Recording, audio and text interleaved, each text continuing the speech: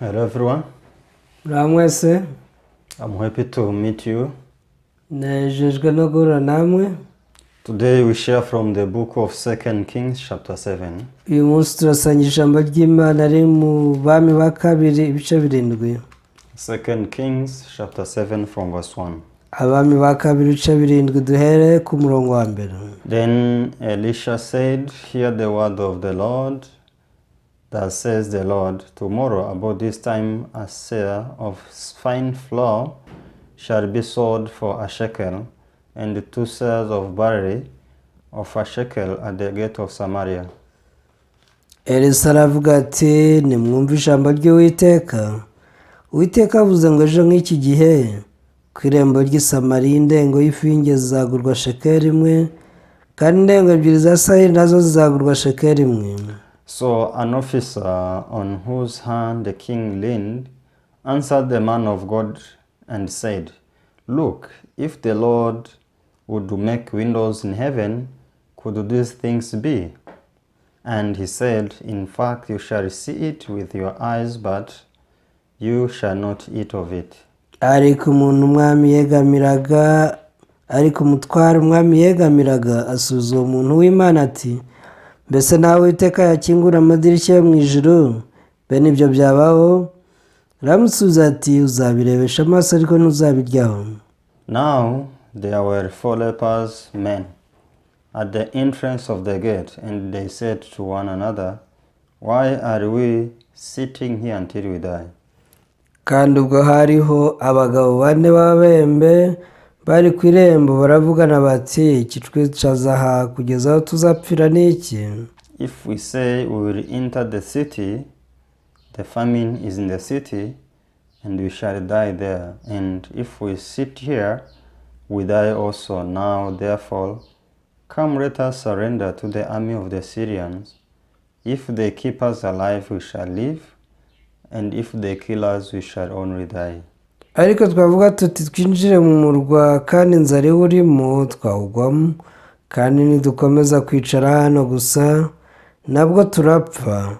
Nuko noneho nimuze dukeze ingabo z'Abasiriya, nibadukiza tuzabaho, nibatwica hose ni ugupfa. And they rose at the twilight to go to the camp of the Syrians, and when they had come to the outskirts of the Syrian camp, to their surprise no one was there.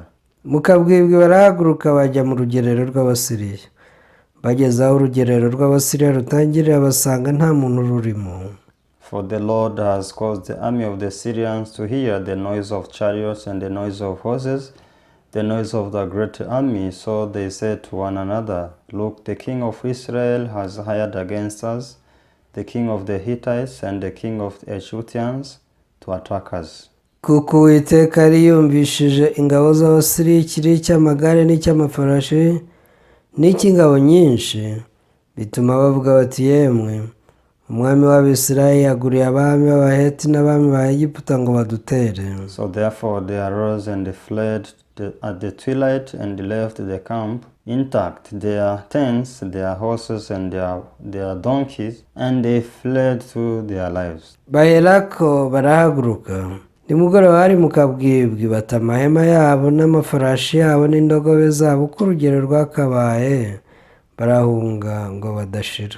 And when these lepers came to the outskirts of the camp, they went into one tent and ate and drank and carried from it silver and gold and clothing, and went and hid them.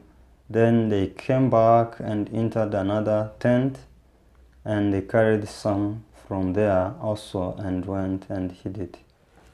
Nuko abo babembe bageze aho urugerero rutangirira binjira mu ihema rimwe, bararya baranywa, bakuramo ifeza n'izahabu n'imyambaro, baragenda barabihisha. Baragaruka binjira mu rindi hema, bakuramo ibindi, baragenda barabihisha. Then they said to one another, "We are not doing right. This day is the day of good news, and we remain silent. If we wait until morning light, some punishment will come upon us. Now therefore, come, let us go and tell the king's household. hanyuma baravugana bati ibyo tugira ibi si byiza kuko uyu munsi ari umunsi w'inkuru nziza tukicecekera niturinda ko bucya tuzagibwaho n'urubanza nuko nimuze tugende tubwiraho mu rugo rw'umwami. Yes, we have read up to verse 9. dusomye kugera ku murongo w'icyenda. It used to happen when the Syrian could attack the Samarian. kera byajyaga bibaho abasiriya bagatera abanyesamariya. So Israel used to fight many different battles. abisirayeli bajyaga barwana intambara z'amoko menshi. So but today this story is talking about when the Syrian soldiers attacked this Samarian city. gusa aha biravuga uburyo abasiriya bari batewe abasamariya bakabagota. Actually they didn't fight. ntibarwanye. They just came and surrounded the city. icyo bakoze ni ukuza bakagota umujyi wose. They prevented anyone to come out of the city. babujije abantu bose kugira n'umwe usohoka. So everyone who was in the city abari mu murwa bose didn't dare to come out nta n'umwe watinyukaga kuwusohokamo because all the gates were closed. kubera ko amarembo yose yari afunze. They closed so that the Syrian soldiers could not come inside. bari barafunze kugira ngo abasirikare b'abasiriya batazabinjiramo. So since they closed, they also said, we will surround this city. Anyone who will come out will die. bamaze kuhafunga rero nabo baravuze bati reka tugote uyu mujyi nta kabuza asohokamo azapfa. I don't know how many years they spent here. ntabwo nzi ari igihe kingana iki bahamaze. But the Bible is saying, ariko biri kitubwira life in the city of Samaria was not easy. ni uko ubuzima bw'abari mu mujyi butaboroheye. Because they ate everything they had inside. bari ibyo bari barahunitse byose mu murwa. Together with their king. bari kumwe n'umwami wabo. And they finished everything. byose barabimaze. So when they finished everything, ubwo bamaraga byose, the famine was so great inside of Samarian city. inzara yateye umurwa wa Samariya wose. So people, they started to die. abantu batangiye gupfa. This was so scary. byari ibintu biteye ubwoba. They cried out of the Lord. batakiye Uwiteka. When they cried out of the Lord, mu gihe batakiraga Uwiteka, the Lord was able to speak through his servant Elisha. Uwiteka yavuganiye nawe mu kanwa k'umuhanuzi Elisa. This is how the Lord spoke to him. dore uko yamubwiye. Verse 1 says, murongo wa mbere. Then Elisha said, Hear the word of the Lord. That says the Lord, Tomorrow about this time a seah of fine flour shall be sold of a shekel, and 2 seahs of barley for a shekel at the gate of Samaria. Akabice birindwi umurongo wa mbere Elisa aravuga ati nimwumve ijambo ry'Uwiteka. Uwiteka avuze ngo ejo nk'iki gihe ku irembo ry'i Samariya indengo y'ifu y'ingezi zizagurwa shekeli imwe, kandi indengo ebyiri za sayiri nazo zizagurwa shekeli imwe. This was different, totally different from what was happening. Ibi byari ibintu bihabanye cyane n'ibyari birimo kubabaho. This is like saying the east and west will meet one time. Hari nko kuvuga ngo uburengerazuba n'uburasirazuba ari igihe bizaba ikintu kimwe. It means it was not understandable. Ntabwo byumvikanaga. People are dying because of famine. Abantu bari barimo bicwa n'inzara. We ate everything. Bari barariye ibintu byose barabimaze. We ate cows, donkeys. Inka, indogobe byose barabimaze. Nothing remained in the city.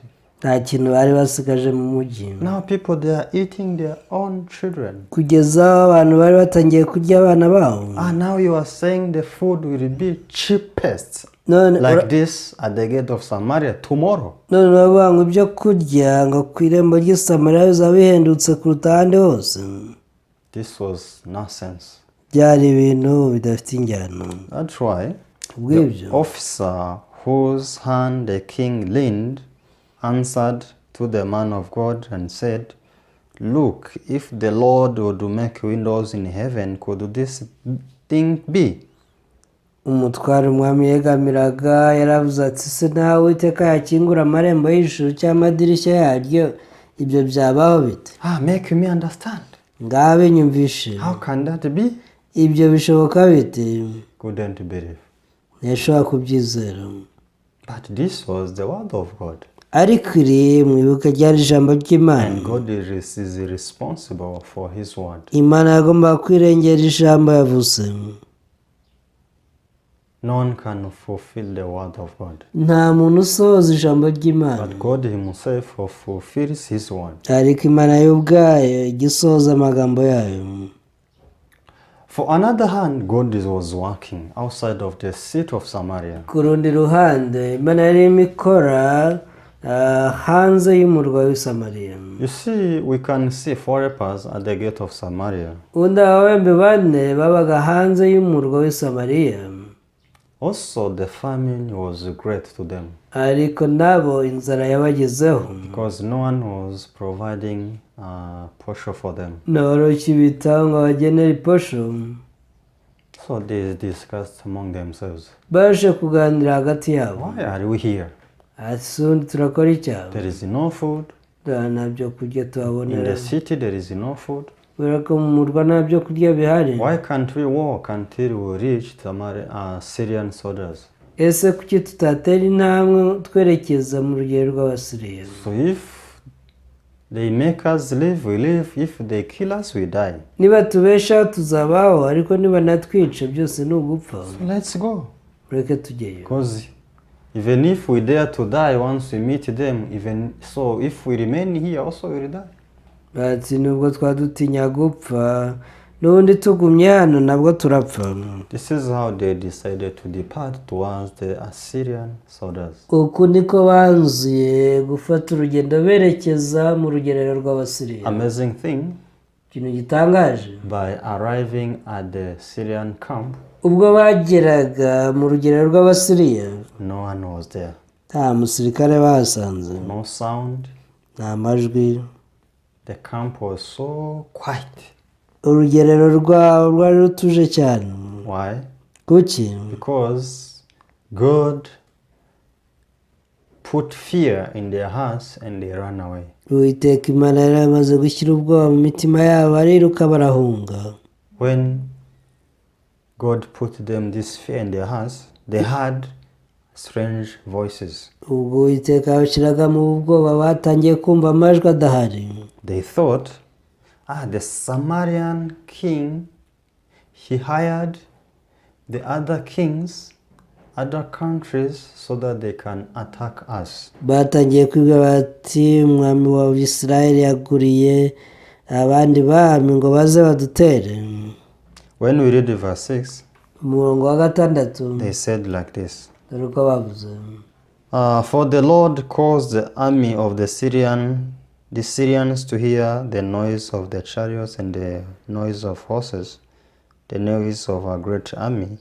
So they said to one another, "Look, the king of Israel has hired against us the king of the Hittites and the king of the Egyptians to attack us." Kuko Uwiteka yari yumvishije ingabo z'Abasiriya ikiriri cy'amagare n'icy'amafarashi cy'ingabo nyinshi, bituma bavuga bati, yemwe umwami w'Abisirayeli yaguriye abami b'Abaheti n'abami ba Egiputa ngo badutere. So this is how they fled one another. Uku niko bahunze umwe umwe. Why God did like this? Kuki Imana yabikoze? God wanted to save the Samaritan, Imana yashaka gukiza ab'i Samariya, as he promised through his servant Elisha. nk'uko yari yabisezeranije mu kanwa k'umugaragu wa Elisa. Tomorrow at this time, ati ejo nk'iki gihe, the fine flour shall be sold a shekel, ati ejo nk'iki gihe ifinge zagurwa shekeli imwe, and 2 sets of barley shall be for a shekel at the gate of Samaria. ngo kandi indengo ebyiri za sayiri nazo zizagurwa shekeli imwe. Bible says tomorrow. biraba ngo n'ejo. And God fulfilled his word immediately. Kandi mu by'ukuri Uwiteka yasohoje ijambo rye adatinze. So when the lepers went to the Syrian camp, ubwo ababembe bajyaga mu rugero rw'Abasiriya, they were so much hungry. bari bashonje cyane. They took everything they wanted. Bafashe ibyo bashakaga byose, They are eating now. batangira kubifungura. And they took some precious stuff and they hid them. Bafata ibintu by'agaciro barabihisha. They kept on repeating the same things. Bakomeza gusubira muri ibyo ngibyo. But they became afraid. Ariko uko barushaga kwiyongeza baje kugira ubwoba. Because also God worked in their hearts. Imana yakoreye mu mitima yabo nanone. You go and tell the Samarian city. Iravuga iti genda mu murwa w'i Samariya ubabwire uti. You tell them that there are no Syrian soldiers. Uti nta ngabo z'Abasiriya rwose zihari. Now you are free. Rwose mwarabohowe. Now there is no enemy around you. Nta mwanzi n'umwe ukibakikije. Why are you still closing the city? Ese kuki mwafunze umurwa wanyu? Why everyone is dying in the city? Kuki abantu bose bari gupfira mu murwa? Food is ready for you. Ibyo kurya byarabateguriwe. As God promised, He fulfilled. Nk'uko Imana yabasezeranije yarabisohoje. You come out of the city and you take everything. Nimusohoke mu murwa mufate ibyo mukeneye byose. This is what God sent the lepers to say. Iki ni Imana yohereje ababembe bane ngo bajye kugitangaza. You see, in the Samarian city, people are dying. Umurwa w'i Samariya abantu barimo bapfa. But it is not that enemy was there. Ariko suko abanzi bari bakibagose. But they didn't know that enemy had gone away. Ahubwo ntibari bigeze bamenya ko umwanzi yamaze guhunga. They were in need of someone to transfer this message to them. Bari bakeneye umuntu bashyikiriza aya makuru. You are free. Ati rwose warabohowe. Even though you are fearful, nubwo ufite ubwoba, you are binding yourself, nubwo wamaze kwiboha wowe ubwawe, there is no one to kill you. ntawe uzakwica. You are free. uri umuntu rwose wabohowe. Everything is ready for you. Ibintu byose byaraguteguriwe. Actually, this is the story of our salvation. Mu by'ukuri rero iyi nkuru ni iy'agakiza kacu. Jesus died for our sins. Yesu yapfiriye ibyaha byacu. He removed all our sins. Yakuyeho ibyaha byacu byose. On the cross, there is no sin remains on us. Ku musaraba nta cyaha na kimwe yadusigiye. He was buried, and at the third day he resurrected. Yarahambwe, bigeze ku munsi wa gatatu arazuka. He made us free from sin. Yatubohoye icyaha. We are free before God. Turi imbohore ku Mana. We have no sin in the eyes of God. Nta cyaha dufite imbere y'Imana. But why many people are still thinking that they have sin?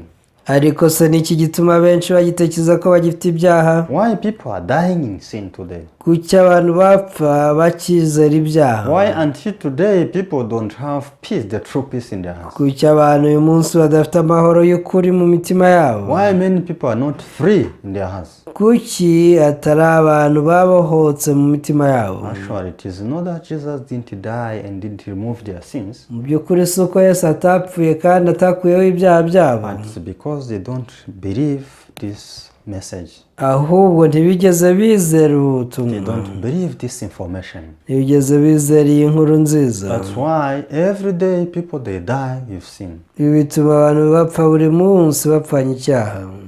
They perish. Bakarimbuka. They are not supposed to perish. Ntibari bakwiriye kurimbuka. Because everything was prepared by Jesus. Kuko byose ni Yesu wabiteguye. But since they don't believe this information, ariko uko batizeye amakuru, they die in sin. Bapfa bapfiriye mu cyaha. God does know you as a sinner. Doesn't know you as a sinner. Imana ntabwo ikuzi nk'umunyacyaha. God does know you as righteous, as the Holy One. Imana ikuzi nk'umukiranutsi wera utunganye. So we need to connect our hearts with the heart of God in this way. dukeneye guhuza imitima yacu n'uw'Imana muri ubu buryo. So if God knows me as a holy one, I'm holy. Nimba Imana izi ko ndi uwera, ubwo ndi uwera. As if God knows me as righteous, I'm righteous. Nimba Imana ivuga ko ndi umukiranutsi, ubwo ndi umukiranutsi. Who do condemn me? Ninde wo kunshiraho iteka? Satan. Burya ni Satani. You don't need to believe the message of Satan. Uramenye ntukizera ubutumwa bwa Satani. You don't need to believe the voice of Satan. Uramenye ntukizera amajwi ya Satani. You need to believe the voice of God. Ujye wizera amajwi yava ku Mana.